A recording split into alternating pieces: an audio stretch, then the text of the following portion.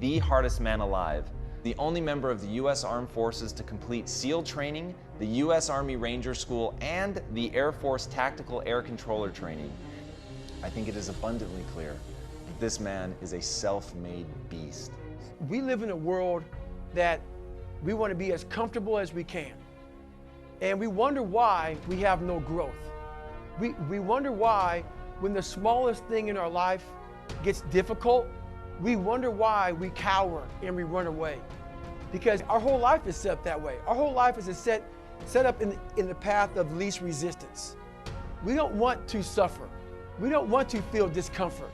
So the whole time, we're living our lives in a very comfortable area.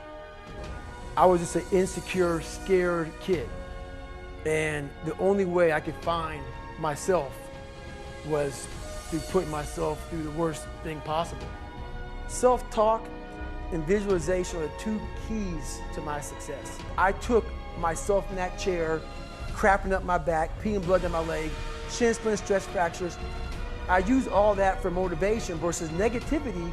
I use it for motivation. I said to myself, who on this fucking earth would still be going like that? You are. You are. You gotta be the hardest motherfucker on the planet. Is it true? I don't give a fuck. People have a hard thing to understand. I hate to run. And what makes me so crazy, it doesn't anymore, is people go, well, why do you run if you hate it? What are you talking about? I don't want to take showers and eat either. I hate that too. That's life, man. It wasn't until I changed that mentality that I became somebody. I hated going to school, so guess what? I was dumb as shit. That's what, 1 + 1 is 2. But if you can get through to doing things that you hate to do, on the other side is greatness. That's what people understand. A human being is not so human anymore. We have the ability to go in such a space if you're willing to suffer, and I mean suffer. Your brain and your body, once connected together, can do anything. Suffering is.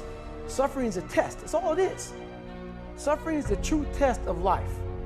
And so that cookie jar travels in my brain. So whenever I get put in a situation where I have poopy pants, the woe is me mentality of, oh my God, life sucks, I take a second, I take the 1 second decision. I step out of my life for 1 second, go in the cookie jar, pull up, oh, motherfucker, you went 3 hell weeks and finished 2. One of those hell weeks, a guy died because it was so bad. Oh, you are a motherfucking badass. Everything I had gone through, I realized that the human mind, if you can put it in a very quiet, calm place and get it to calm down and not be so spastic, that you could possibly make this work out for you. How bad are you really? Once the mind knows you're not going to quit something, it's going to try to find more. No matter if you think you're dumb, no matter if you think you're fat, no matter if you are fat, no matter if you've been bullied, or no matter if you just got back from Iraq or Afghanistan and you have no legs or your arms or whatever, man, we all have greatness. It just, you got to find the courage out there, but it's going to take hard work, courage, self-discipline. It's going to take all the non-cognitive skills. All the non-cognitive skills to be great. You know, smart is good, all this stuff is good, that's all cognitive. A warrior is not a person that carries a gun. The biggest war you ever go through is right between your own ears. It's in your mind. It's the non-cognitive skills that set you apart from everybody else. And that's what it's all about.